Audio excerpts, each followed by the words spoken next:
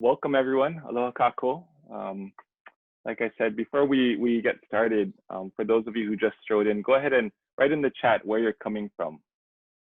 These are interesting times, so it's important to know where we're coming from. So yeah, welcome to our second in a series of 5 Talk Stories sessions. My name is Scott Nishimoto. I'm the executive director of a nonprofit called Ceeds of Peace. 2020, it's been a really, really interesting year. It's been a year of conflict, of tragedy, it's been a lot of division, a lot of trauma.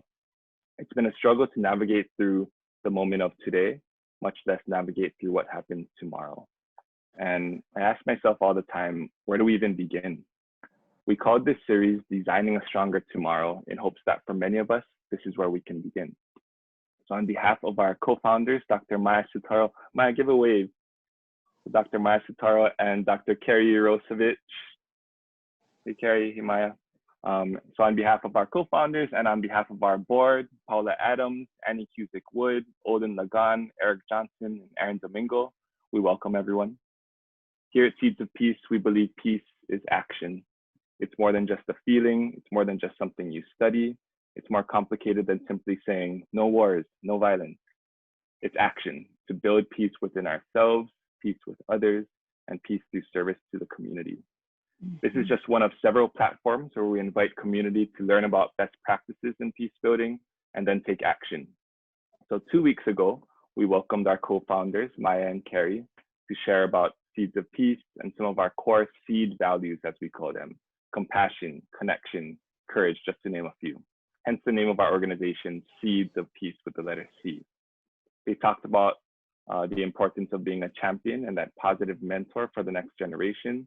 They talked about being an upstander rather than a bystander. And they talked about connecting with those who may look differently or believe differently from you. Today, we welcome another renowned peace builder in our community, Aunty Puanani Burgess.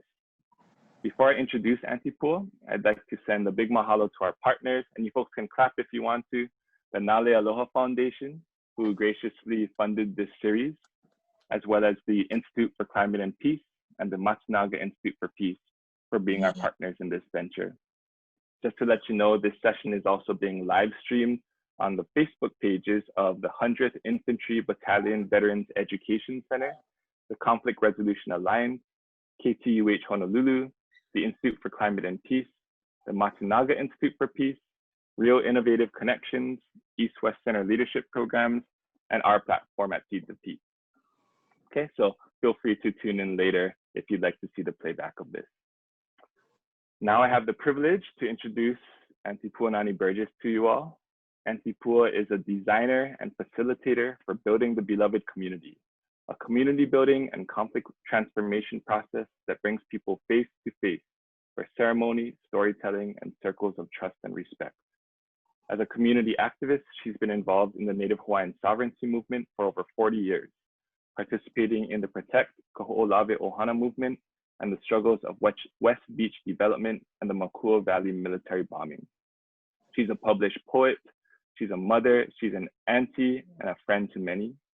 She's one of the founders of several nonprofit organizations, and she's also an ordained Zen Buddhist priest in the International Daihonzan Chozen-ji. So we're so lucky to have Aunty Pua to join us to guide us through these turbulent times. Aunty Pua, I'm really excited to just talk story with you, like we always do. And I want to start with a question you always ask me at the beginning of our meetings. What's your weather like right now? Okay, I brought my weather ball. So it can be a ball or anything that brings you comfort. My weather is really quite calm. I'm sitting here looking outside my window at my mango trees that have been planted there over 50 years ago by my mother and father-in-law. And no matter what is happening in the human community, they're out there doing their work. They're giving mangoes and they're very peaceful. So I am at a moment right now seeing them grow, seeing them be productive. And it influences how I feel about the day. That's the weather. Thanks, Aunty Pua. I noticed you're always so good at asking me that question. That was the first time I got to ask you that question. So that was nice. Okay, let's get right to it. Aunty Pua, there's this quote that you've shared with me numerous times from Queen Lili'uokalani. And in these hyper-divided times, I personally find that this quote, I'll let you share it with them. I personally find that this quote, spoken over 100 years ago, is still incredibly relevant today. Can you share that quote and what it means to you? She's sitting on a chair right next to me, right here. So let me just read it to you. I could not turn back the time for the political change, but there is still time to save our heritage. You must remember never to cease to act because you fear you may fail. The way to lose any earthly kingdom is to be inflexible, intolerant, and prejudicial. Another way is to be too flexible, too tolerant, and of too many wrongs and without judgment at all. It is a razor's edge. It is the width of a blade of pili grass. To gain the kingdom of heaven is to hear what is not said, to see what cannot be seen, and to know the unknowable. That is aloha. All things in this world are two. In heaven, there is but one. So, you know, that statement from her is incredibly important in this moment. It says to you, you know, you can see the reality of what is happening, but never lose your capacity to act. Don't be complacent. Don't wait for things to happen. And you know, if we remember, you know, the word ho'omanawa nui, oftentimes it's translated as to wait, to be patient. But when you look at that phrase, ho'omanawa nui means to make your time. In the Hawaiian way of thinking about what patience is not to stand idle. You are creating the moment in which change can happen. You are never inactive. You're always moving about and trying to figure out, what do I need to do? What do I need to see? Who do I need to be connected to for change to happen? And so, you know, patience is not an inactive term. It's something that requires, like peace, it requires action all the time. And sometimes, you know, the action is to be in silence. I think the thing that I'd like to, what I'm constantly being asked is, how do you remain calm? I was fortunate that these two people came into my life just about the same time. One was Aunty Puanani, and the other one was Tanoi Roshi, who was a Zen master from the Chozen-ji. And both of them taught silence. So Aunty Puanani would say, the voice of God is silence. And then in Zen practice, when you sit Zazen, you sit in silence. That's very different from being quiet. Silence is something that is very deep and something that requires effort. But when you can be silent, you can hear things that you cannot hear when you're talking. And when you're in silence and breathing, you can feel the calm that comes from being very peaceful. You know the exercise that you asked me in the beginning about weather? I'd like to expand a little bit about that as a way of making peace for yourself every day. So you can use any other object, something that makes you feel comfort when you're holding it. And in the weather ball, when you ask people to tell what the weather is like, and you're using that metaphor, you're asking them to tell you how they're feeling. When they're able to tell you that, then that is something that they share with you, that they take it out of their body, and it becomes something that gets released. The other part of that process is to tell a blue sky moment that you're having. We cannot afford to lose those moments of joy that we are part of, that we help cause, that we observe. Because you can never tell when you're going to need that blue sky moment. So when you do your weather ball, you also tell the story of something marvelous that you witnessed, that you are a part of. And you hold those two things, and it's always about finding the balance internally. So when I was working with women coming out of prison, I taught them how to do the weather ball. And we would leave the weather ball right by the front door. And before they went out into the world, they would pick up the weather ball in the morning and they would check, what's my weather like? And depending on what the weather was like for them, they knew that they had to course correct. Because if you go out into the world and you're in a jumble and you cannot manage your anxiety, you might make bad decisions. So how do you course correct right at the beginning before you go out into the world? And when they came back home, they would pick up the weather ball and they would check their weather, because you don't want to bring bad weather into the house, because everybody else get their own weather that they're dealing with. And you don't want to make more humbug for people. So you check your weather and you course correct before you come inside the house and you make any kind. So when my babies were young, I taught them how to do the weather ball. And they would pick up the ball and they would tell me how they were feeling. And when I could hear that, I would know, shut up. Don't nag them, because they cannot handle. They cannot handle. And when I picked up the weather ball and I told them what my weather was like, they would know, don't nag mom about that stuff, because she cannot hear me. And then when I ran organizations, I would put the ball on my desk. And when staff would come up, we'd do the weather ball. And then depending on what the weather was like, we would ask each other, is now the time to have this conversation? Sometimes it's not the importance of what we have to say, but it's the timing. The timing is off. When I need to have a conversation, but you cannot because you are full of anxiety, now is not the time to have that kind of conversation, because one of us cannot hear.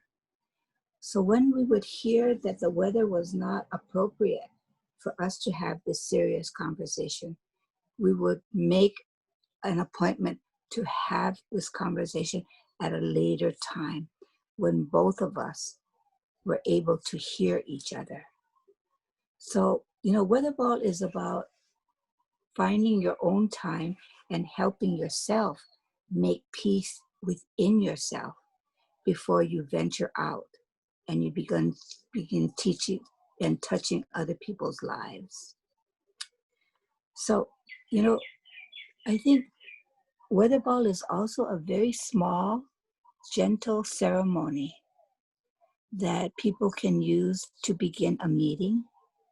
And if you are the facilitator for that meeting, you want to know how people are feeling so that you can adjust the process depending on what the weather patterns are in this circle.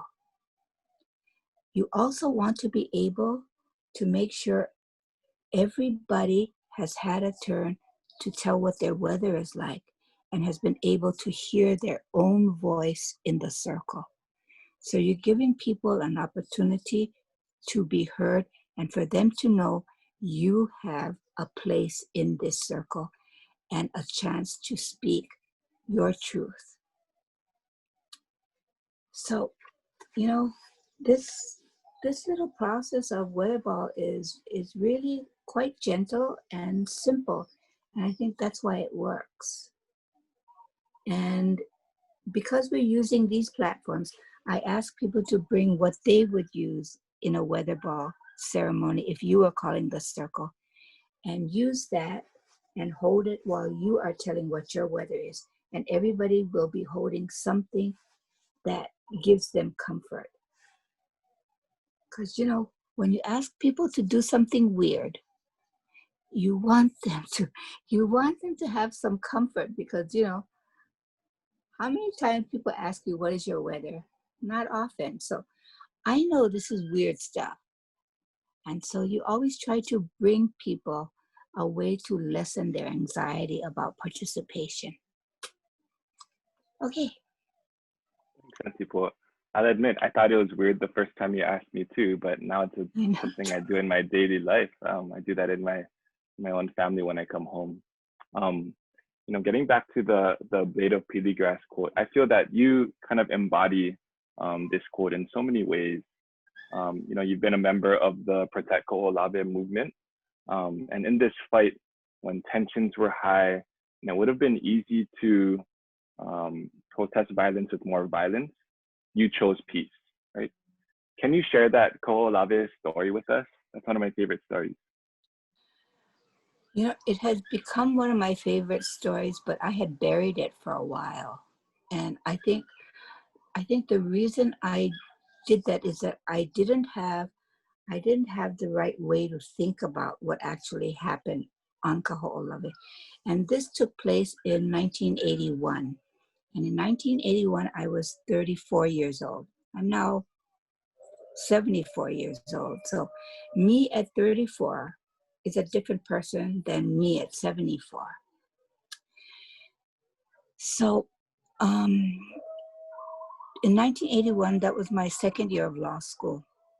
And I clerked for Cynthia Thielen, who was the attorney for the PKO, and she was part of Legal Aid Society. And so she assigned me to them. And my job was to do research about Kaho'olawe and to help the Ohana write position papers. And eventually I became part of their negotiating team with the Navy. And one of the first things that the Ohana negotiated was the building of the first halau on Kaho'olawe. The Ohana thought, if we build this halau made up of native material once again, we will signify to the island that your people have returned. And when we come back to Kaho'olawe, we will always have some place to sit and kuka with each other. And while we were doing the building and bringing the materials on, some of the enlisted Navy guys would come up to us and ask if they could help. And in a very Hawaiian way, we wouldn't tell them yes, and we didn't tell them no. But they understood that they were not being invited. And I don't think we were ready. I don't think we were ready for what they were showing us. So after that access, we went home. And when we came back the next month on access, there was a pile of pohaku just lying next to the halau. While we were away, those men went around to look for the kind of pohaku we were using to lay the foundation. And they just brought it and they left it in a pile next to the halau. They didn't come up, they didn't want praise or gratitude or anything. They just left it there and it just sat. And when we saw that, we understood that they understood something about what we were doing and how important it was, and that this is their way of showing respect. So then we asked them to hapai stone, to help carry and lay and put the stone down. Now that that happened without any words. That was not a negotiation. There were no words of negotiation being done there. It was just humans recognizing the beauty and honor in the other. They recognized it in us, and they were telling us, we see that what you're doing is important. And now I cannot say that the story of what happened during that access went up the chain of command, but I'm pretty sure that what happened went up that chain of command, because during that time we were able to negotiate with the captain who took care of the Kaho'olawe and the things that happened on Kaho'olawe. But once that coming to the center happened, we were able to talk with the admiral. And when you began to negotiate at the level of the admiral, the things you could negotiate for were bigger and deeper and harder for anyone on the lower part of the chain of command to say yes to. So we were able to negotiate bringing our children onto the island. Now, the biggest worry the Navy had was over liability. They didn't want anyone to get hurt while on access. And being able to bring children was important for us because we were just going to be there. You know, our generation was just going to be there. We needed to have the next generation pick up the kuleana because we're going to age and we need people who understand this fight to be able to step up. So my daughter was 8 years old when she first came to Kaho'olawe. And they came the same way that the rest of us came. They had to get into the water and they had to swim from the boat all the way to the shore. And it was nerve-wracking for the Navy to allow us to do this. But because the Admiral said that we could do this, it happened. And we were also more conscious of the issues of liability and making sure that when we brought people onto the island, we were very careful about teaching them how to come onto the island and how to be respectful. Because what the Navy was worried about was real. There were unexploded ordinances on this island, and we couldn't just go any kind of place and put ourselves in danger. So we became conscious also of the things that they worried about. And all of this was being done without words.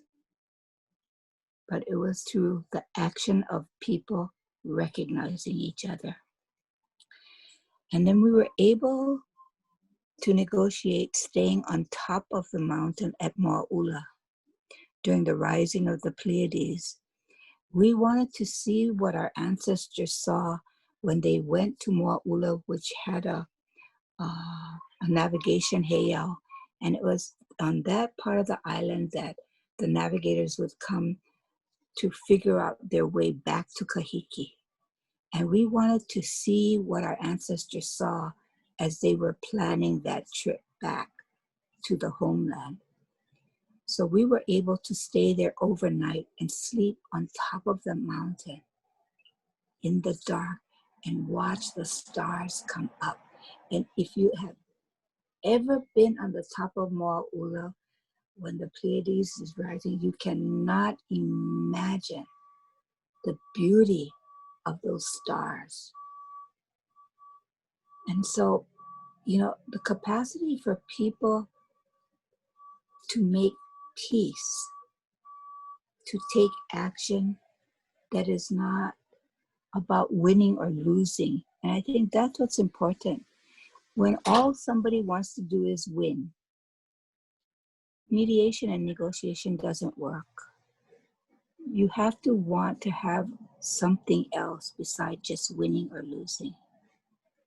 And what happened on that island was not winning or losing, but it was helping and watching people come to the center. and do something together that made a difference. So I think about the term that Joe Weston uses to talk about that kind of a situation, and it's fierce civility. Think about those two words that normally do not show up next to each other in any kind of sentence. Fierce civility. To be so fiercely civil to each other. And that's what we experience, that is that fierce civility, is being able to hold our own way of thinking about what was right for the island. Those things, the Navy held their position and we held ours. But in that moment of fierce civility, we understood what could happen and the kind of peace that we would bring to that island if we can do that more often than not. And that could not have been achieved through court filings and court fights, which is about winning and losing stuff. So, you know, that moment led to others, and I think led to the ability for us to negotiate a lasting peace for Kaho'olawe because of it. So thank you for asking me to tell that story.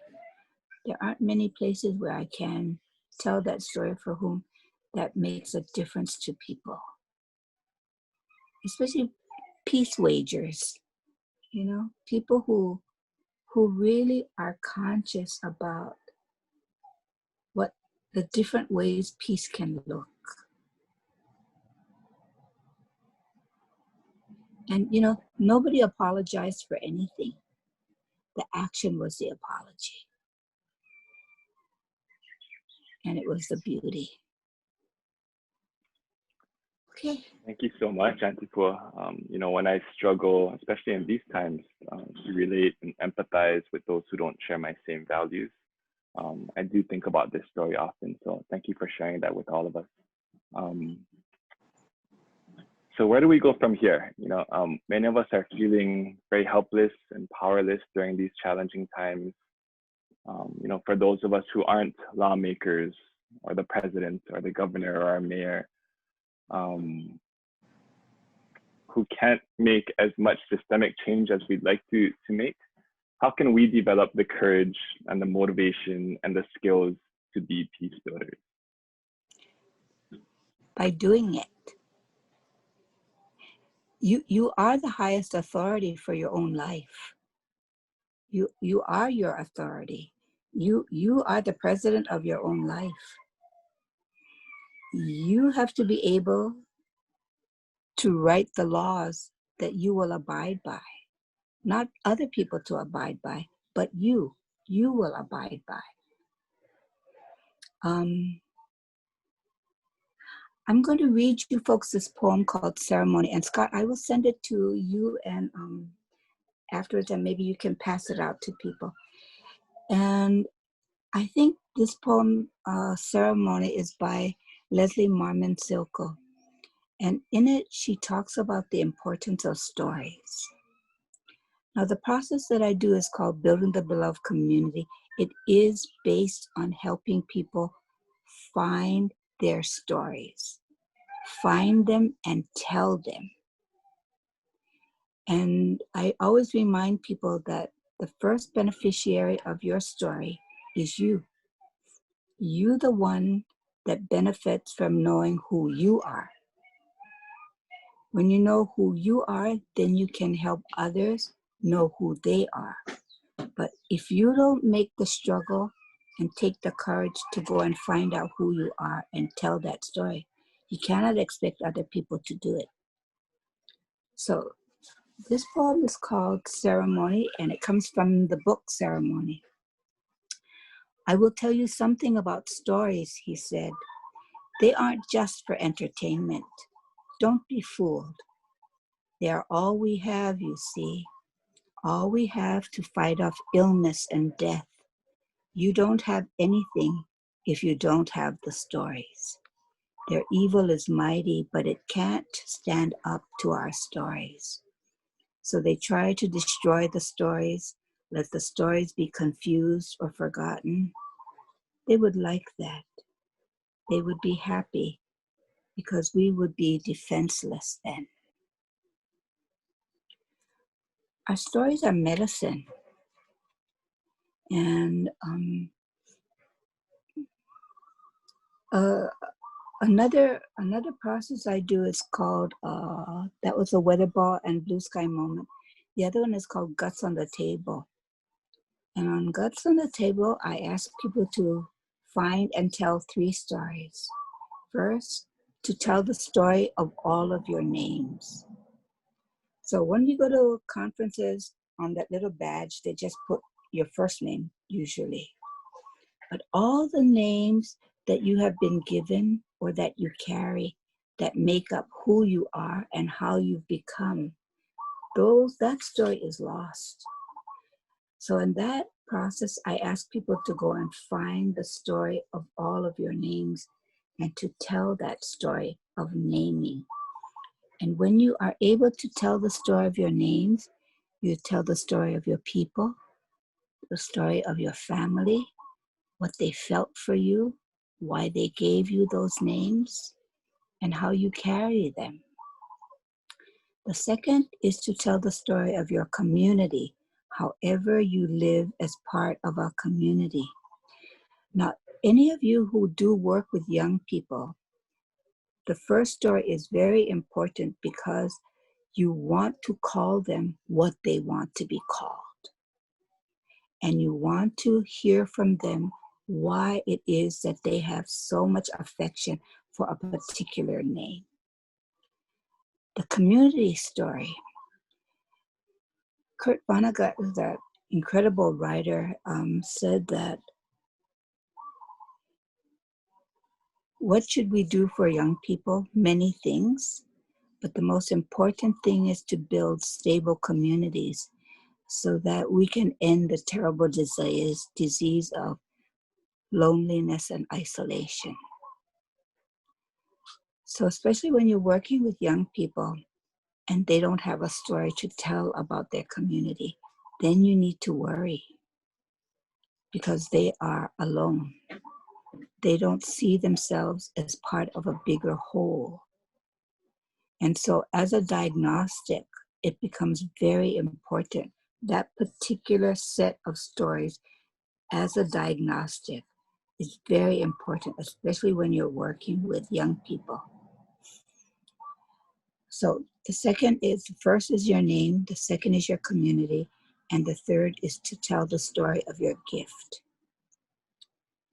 Now, I'm going to tell you the story that I think really represents what a gift is. So I did this process with a group of 11th and 12th graders at Wai'nae High School, which is the high school in my community.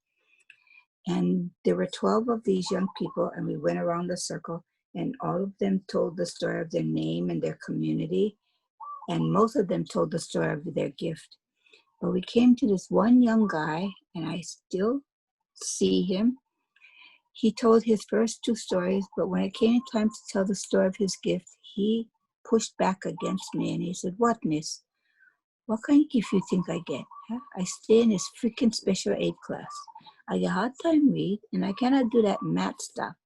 And why you make me shameful ask me that kind of question? What's your gift? If I had gift, you think I'd be here?" So he just shut up, and he shut down, and I felt shame because I made him shame. So I shut up, and I shut down, and I started to gather all my stuff and put them in a bag, and I took off. Never say sorry, we never talk about it, never try to make better. But you know, every community, there's always some place you can see everybody you like see and everybody you know like see. For in Wai'nae, it's Tamura store. So I'm going in Tamura store and I'm pushing my wagon, and then I see that boy in the aisle right in front of me, and his back is faced toward me, and all I can think of is, run. So I'm backing up and I'm trying not to hit anything. And I'm praying that guy don't turn around and yell at me again. So of course he turns around and he looks at me straight in my eyes and he throws his arms open like that. And he says, Auntie. So I went from Miss to Auntie. Auntie, I've been thinking about you, you know. I've been thinking, what my gift, you know? That Auntie told me I got gifts, I better find them. So Auntie, I've been thinking about it, you know. So I looked up at him and I said, so brother, what is your gift? He said, you know, I have a hard time reading and math are hard for me. But Auntie, when I go in the water, I can call the fish, you know. And the fish, he come every time. Every time I can put food on my family table. Every time. And sometimes when I stay in the water at a shark, he come, you know, and he look at me. And I look at him and I tell him, Uncle, I'm not going to take plenty fish. I'm going to take 1, 2, just for my family. All the rest, I leave for you. So the shark, he tell me, hey, you cool, brother. And I tell the shark, hey, Uncle, you cool. And so, you know, the shark, he go his way, you know, and I go my way. You know, I think that's my gift, you know. So when I work with DOE and KSPE, I ask them, are we finding the gift of our children? Are we teaching to them? We have to be able to see what the gifts of our children are. But it starts with us seeing what our gift is. What is your gift?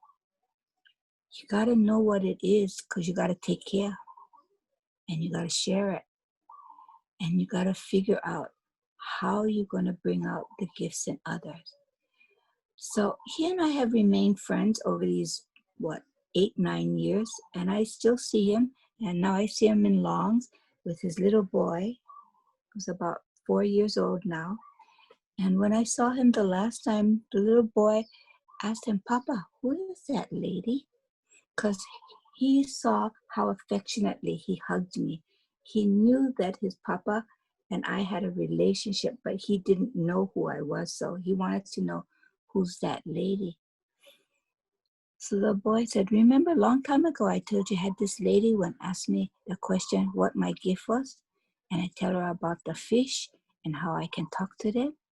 And then I ask you, boy, what's your gift? And we talk about that, huh? That's the lady. And I'm standing there and I'm thinking, okay, that's how it works. That's how it works. So, you know, that boy is a genius. So I wanted to take him with me to UH West Oahu because I do some teaching there. And when I asked him to come with me, he said, no, I'm not going. I said, why? He said, Auntie, I'm not ask you come on my boat, help me fish, right? No, ask me go on your boat, help you fish, okay? I'm not going. College maybe for my babies, but not for me. I'm not going. I said, okay. Confident. He knows exactly who he is. And he's brilliant. The things he knows, his capacity to share is just unbelievable. But I know he so appreciates knowing that he has a gift. And it brought him confidence that who he is enough. Who he is enough. And we need to be able to find those gifts in our children. In the teachers, what is your gift? In the custodian, what is your gift? You know, everybody. So I want, you know, after we end this session with you, I want you to think about what your gift is. And I want you to say it out loud. Not just quietly in your mind, but say it out loud. It really does something different when you can speak it. So that's part of the work that I do in making peace within yourself. My job is to give you tools to make peace for yourself. And if you can be peaceful within yourself, you can help others find the peace inside of themselves.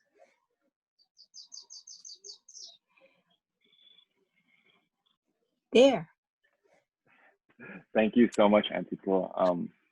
Yeah, you know, since I heard that story, if there's one goal I have as a parent, it is to make my daughter know that she has gifts and feel that she has gifts. So thank you so much for that. And sorry for the construction outside. I have a 3-year-old toddler outside this store and construction out this door, so I don't really have a choice right now. You know, we are running out of time, and I didn't want to leave some time for questions, but when we talked yesterday, we promised that we would give you a chance to tell the Billy Richards principle story. Oh. And maybe we can end with that. Okay. And if anyone has questions, they can put in the chat, and then I can send them to Aunty Pua, and maybe we could do a follow-up later. But we promised Aunty Pua that you would tell that story. So you take like 10 minutes or so? Yeah. Okay. So Billy Richards was the captain of the Hokulea, and he and I were in the same place in different rooms. And so there was a break, and we both came out of the rooms, and we were doing facilitation or giving a talk to people, and we met in the hallway. And so I asked him, "What you doing here?" He said, "Oh, I'm talking to some people about the worldwide journey." I said, "Oh, what you talking about?" He said, "Well, you know, I like to ask them questions." I said, "What's the question you're asking them?" He said, "I asked them, who do you think has the most important job on the canoe?" And I asked him, "So what they said?" He said, "Well," he said, "you know, my nose, the navigator like that, or me, the captain." And I said, "Yeah." And he says, "But I tell them, no, not us. It's the cook. The cook has the most important role on the canoe. When he cooks and we come together to eat, we get nourishment, we talk to each other about the day, we share and we solve problems, is when we sit and we talk." So, you know, leadership takes many forms, and many people don't consider themselves a leader. And you think about the cook having the most important role on the canoe and being in that leadership position. You know, I start to think about myself as a quote leader, and I don't think of myself that way. I have always been a great follower. I have always been a great follower. I can recognize good leadership and great ideas, and I have the capacity to follow until I can figure it out myself. But you know, I have always been very happy that I could be led. And I was very thoughtful about who I chose as people who would lead me. But it gave me a real sense of not having to carry the whole load myself, which I think sometimes leadership is very lonely in that way. You think you have to carry the whole load, and you don't. And so how you keep, you know, like Billy was so, how do you keep really recognizing that it is a collective leadership that is what is required to help us all get through these fussy times. And that the biggest thing that you can do for yourself is bring peace within yourself. And then to help others find the peace within themselves. I want to close with this last Nainoa story. If you've ever heard Nainoa tell a story, he is really excellent storyteller, but it can go on for hours. So he tells a story of Papa Mau not sleeping a lot during the whole day. He said Papa Mau would take, and this I heard from the webinar that was put on by the Obama Foundation. So it was all the navigators, 3 women and Nainoa, and they were talking about leadership and navigation in this kind of time. He said Papa Ma would sleep for 10 or 15 minutes, napped throughout the day. And he said during the day, he would make 5,000 observations. And out of those 5,000 observations, he would make 500 decisions.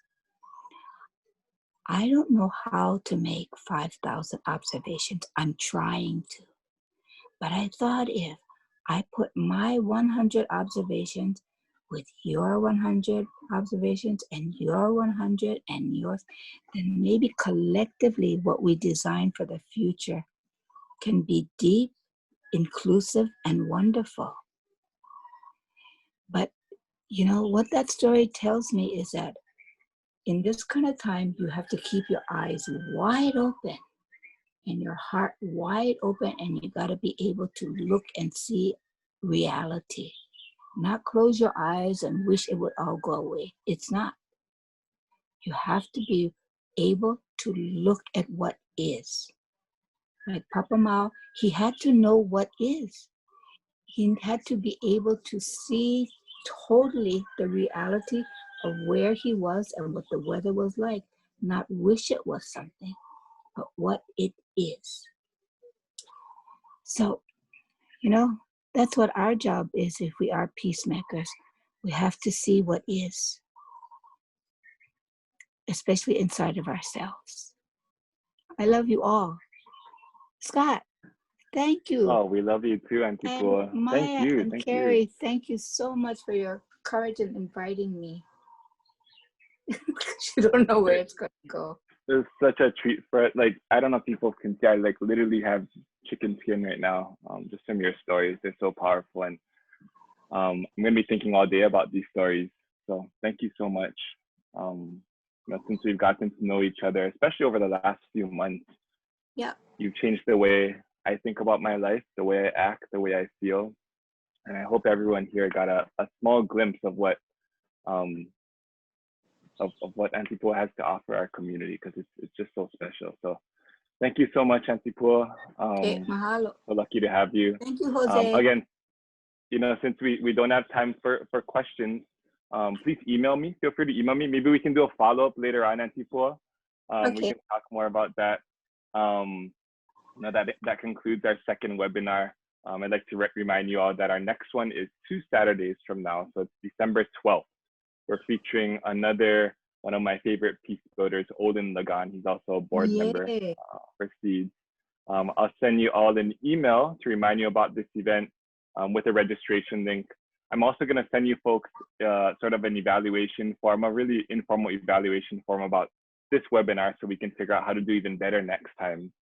But yeah, finally, I just want to say mahalo to Aunty Pua, mahalo to Maya and Carrie and our board at Ceeds of Peace. Mahalo to the Nā Lei Aloha Foundation for funding this project, and the Institute for Climate and Peace and the Matsunaga Institute.